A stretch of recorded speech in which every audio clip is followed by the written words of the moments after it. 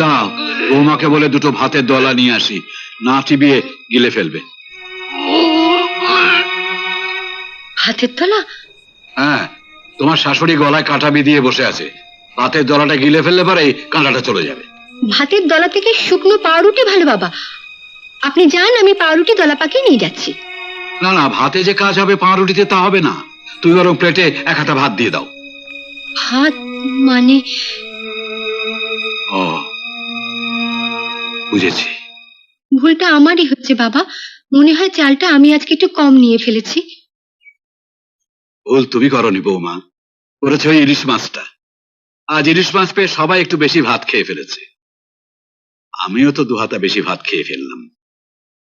বাবা, হ্যাঁ, ভাত লাগবে না, কাঁটাটা বেরিয়ে গেছে। যান বাবা, আপনি ঘরে যান। ও আচ্ছা, চল চল চল।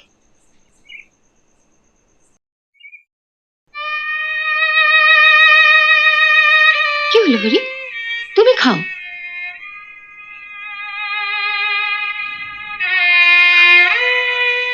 এ মা, বোকা কোথাকার, ভাত নেই পাউরুটি তো আছে, একবেলা ভাত না খেলে কেউ মরে যায় না। বাবুকে ভাবলেন বলুন তো? কি আবার ভাববেন, তুমি খাও তো।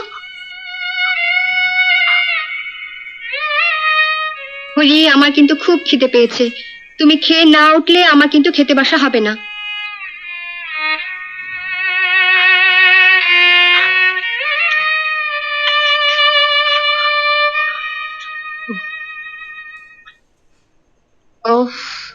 অনেক কষ্টে কাঁটাটা বের করলাম।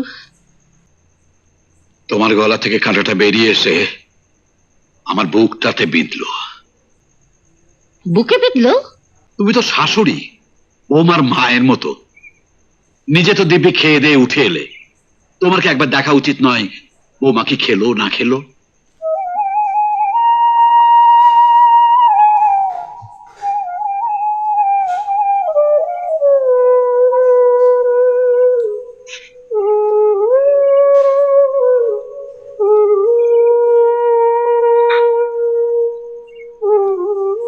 কি হলো হরি?